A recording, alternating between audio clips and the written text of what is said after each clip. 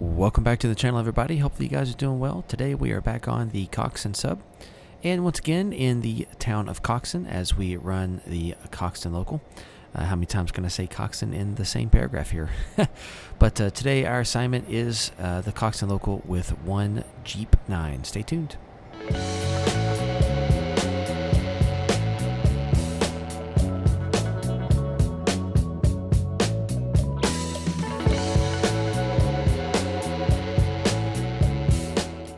As you might expect, our first job is to grab the locomotive out of the engine terminal. And we have to head over to the west end of Nick's yard in order to back down the ladder to get to our train. Typically, the cars that are being set out for the Coxton Local are kept on track 1 in the yard. This is the first track that is not a part of the arrival departure tracks.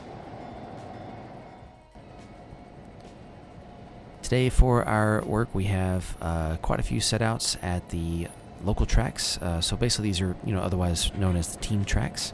We have a few setouts at the warehouse, and then we have some setouts for the transload facility for the automobiles. So here we are taking a little drone shot of our train. Sorry about the lagging there. Our train here is everything on the track closest to us with rail cars on it, so that is track 1.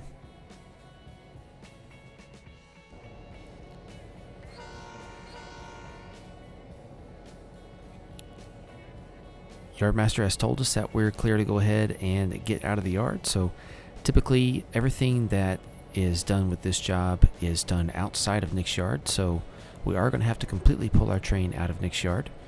There are a couple places where we can set some cars off to hold and wait out of the way for the time being. The reason for that is because we have all these auto racks, for example, and we don't have a place to put them while we work the warehouse and the team tracks. So we're going to actually shove them down on the lead, headed off to where the transload facility for the automobiles is. But until then, we'll enjoy a few shots of our train coming through the west end of Nick's yard.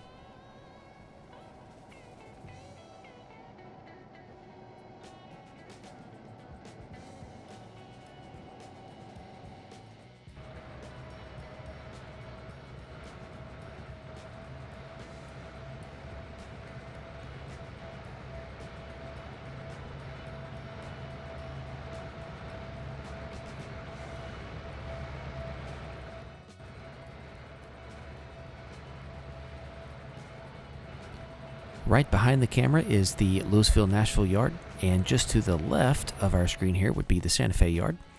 So this area of the route doesn't really get a lot of traffic, so it's okay for us to pull our train forward and take up some of this track space in order to make our moves. So here we are backing down the lead that will eventually take us to the station in Coxton, as well as to the transload facility, and we're going to cut our auto racks and our one covered hopper that we have going to the engine terminal. We're going to set these guys out over here.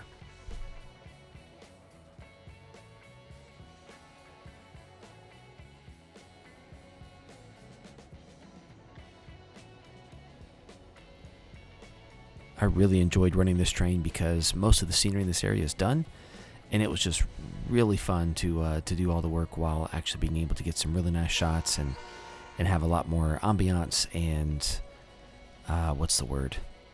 life in the world around me.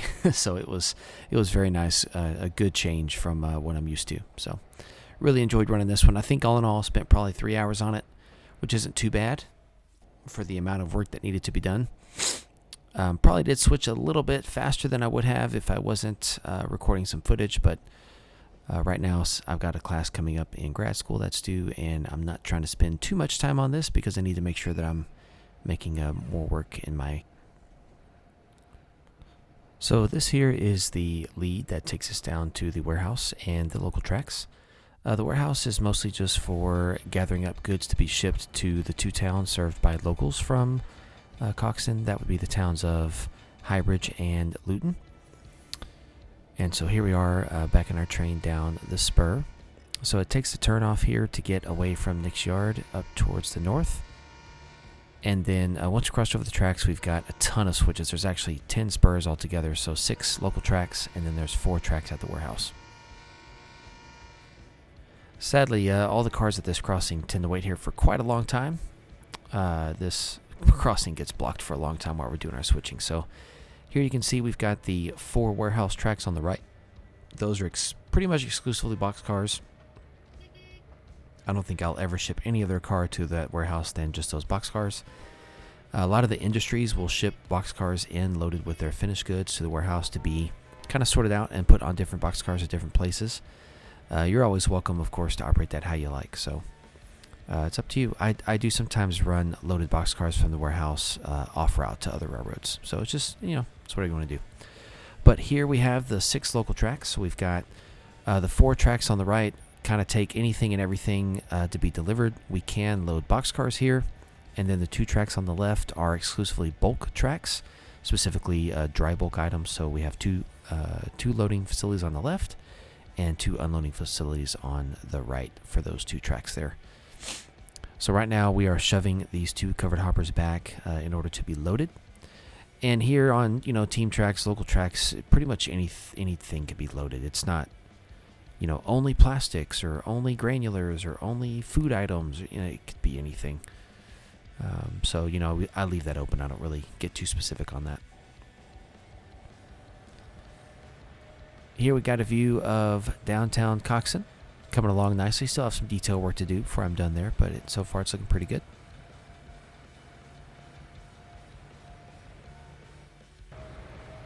And now we are back across that crossing, actually, looking to the north here from Nick's Yard. You can see we've got some cars held up. Now that we're on the local tracks, we're doing our pickups right now. So we've got a flat car, 2 box cars we've grabbed, and we're going to grab this next box car and flat car on track 4 as well. And right now we have kind of shoved back. We've put those pickups onto track 4 and just kind of left them there because we have this gondola to set out on track 3, which you see we've left there. And now we're going to go ahead and move all of our pickups to a different track in order to get them out of the way. So that we can make our further setouts. What we're going to do is we're going to put these temporarily onto track 3 right in front of that gondola that we had just set out, just because we don't have any other deliveries to track 3. So that'll open up track 4 for us to be able to do some setouts, and also track 2, which we're currently setting out this tank car and this gondola onto track 2. Once again, you can kind of navigate this however you like. Sometimes I like to be specific on which track they go to. Sometimes I don't really care. It's just kind of depending on my mood. So today with this local, I went ahead and followed all of the former track assignments kind of to the T, just to make sure that I get quite a bit of work in and work different tracks. I can be pretty lazy. If I don't force myself to work a track, I probably never will. But now it's time to do a little bit of work here at the warehouse. So we're grabbing some pickups. We've got an SP box car and a Frisco box car. We're also going to grab those 2 blue SP cars to the left of us there.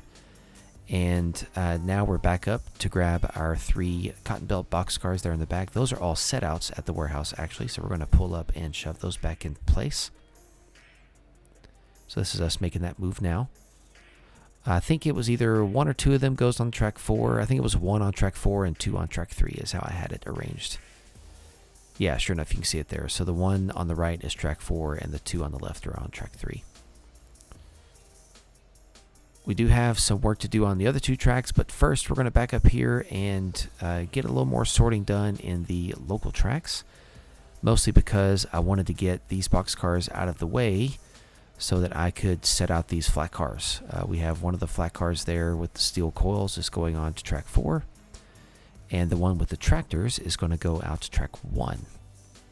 We are temporarily, however, going to set it out on track 4, and the reason I did this was because those box cars were in the way, and I wanted to go ahead and get track 5 opened up, so doing a lot of complicated moves all at once. So we're pulling this hopper out of track 5 so that our 2 covered hoppers further up the train can get set out onto track 5. But of course, only after we get this flat car set out onto track 1.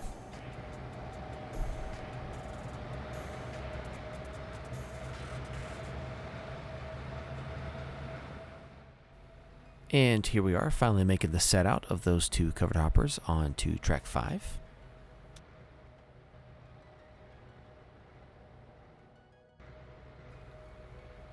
And after that, we find ourselves back over at the warehouse. We're going to do, I think we have 3 or 4 pickups. I think it was 4 pickups actually off of track 1. We're going to grab those. And then we have 1 pickup off of track 2, which is that 60-foot cotton belt car right there.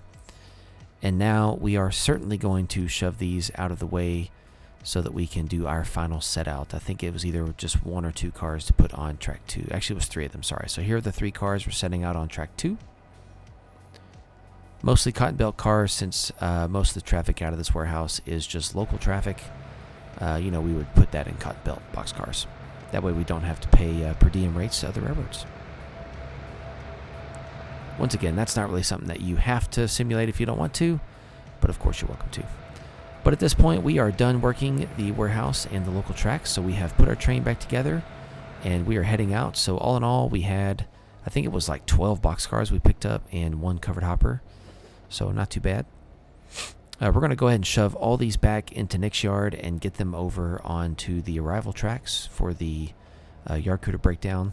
This is not a requirement, but I didn't want to have to deal with these cars while also switching the auto racks, just because I only have 1 motor today, and the train wasn't super heavy, but it was getting pretty long.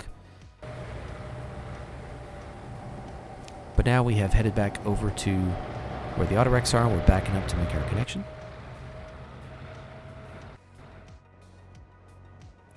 So while we have a minute, let's kind of talk about how this works. So the problem with the auto rack facility is there's not a lead. There's not an alternative track that you can use to hold cars while you switch it. So pretty much you've got to go in, if there's not any track space in the facility itself, you've got to go in and get all your pickups first. And then you can come back and place in all your setouts.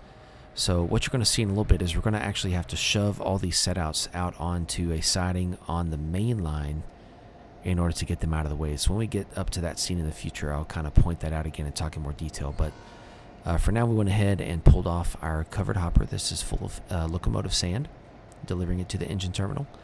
So the engine terminal takes covered hoppers with sand, open hoppers with coal for the couple of steam engines that we run in our heritage program, and then we also take tank cars loaded with diesel fuel. So pulling out the 2 empty hoppers, and we will go ahead and shove the 1 loaded hopper back into the unloading facility, and then we will take these 2 with us. These are going to be some pickups.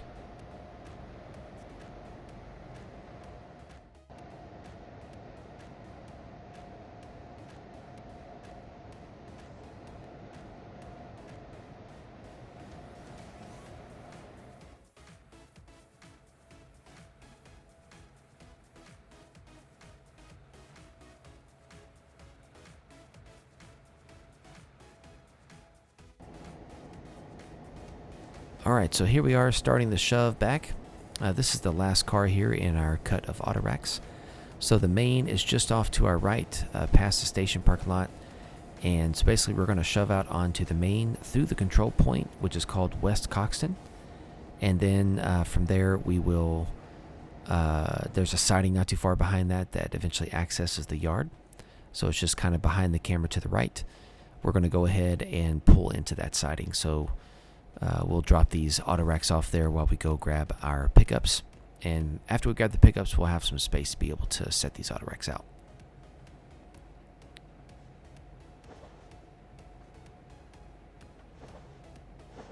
I don't know how often I would say you can get away with making this move, but I will say there's not a lot of traffic right through these tracks, even though the main line does exist.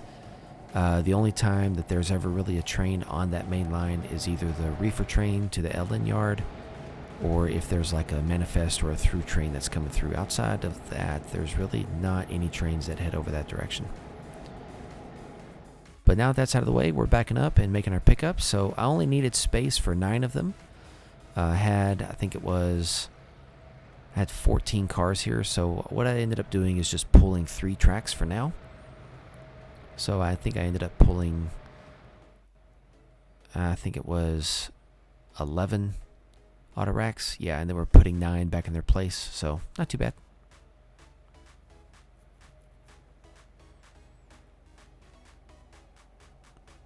I don't really worry too much about what railroad the auto racks are from. I just kind of add a bunch of them in there because I like to have some color and some variety.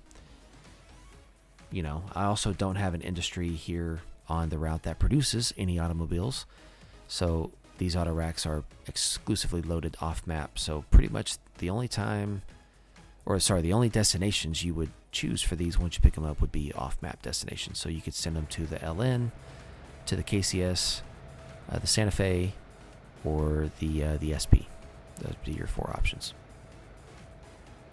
So here we're just pulling clear, and I'm going to go ahead and just back up and connect to the 9 setouts. So we've made that move now. We're pulling them forward off of that little siding. I know sometimes people talk about how, you know, you can't have empty cars in front of loaded cars, and that's definitely true when your train is 10,000 feet long. But this train is about 2,000 feet long, and so that's not anywhere near as much of a problem. Plus, you know, the weight of each one of those auto rack cars is probably 20 tons-ish. And then the load of cars is also probably anywhere from 20 to 30 tons. So not very heavy. And so the difference between a loaded and a full car just really isn't very significant. Here, just wanted to kind of give about 20 seconds to look at the map of Coxton. Feel free to pause. If you want to look in some detail, I do have labels on. We've got LN on the left, Santa Fe up in the top left, and the Cotton Belt down in the center and bottom right. So eventually I'll get a video of the bottom right, which is the port branch. I got to finish up some details there first. Stay tuned for that. It'll be a lot of fun. I really enjoy running that job. All right, here we are making our first setouts. We're going to just drop off 3 cars on each track.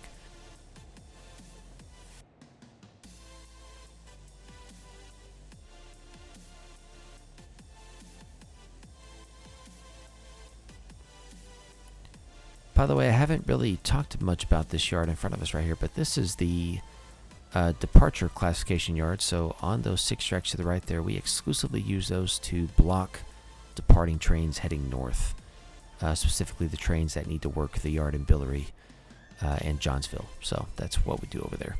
You can also use that to block the way freight when you're getting ready to ship the way freight out, because those cars need to be organized as well. Actually, that train is far more important to be blocked. Otherwise, you make the way freight burn a ton of time out on the main doing their switching moves, which you don't want. If I was a dispatcher, I would not want you clogging up my main. But with that in mind, just hope you guys enjoyed this today, and thanks for tuning in and watching the video. Stay tuned for more. So next up, I will probably finish detailing the port and then try to run the port local. But the next couple videos are going to be some route building videos. At least one of them will be on the layouts that I'm working on. I might throw in a video here on Coxton, so we'll see. But I got a little surprise coming in there this week for you guys too. So stay tuned for that and enjoy the content. But thank you guys for watching, and I look forward to seeing you guys out there next time.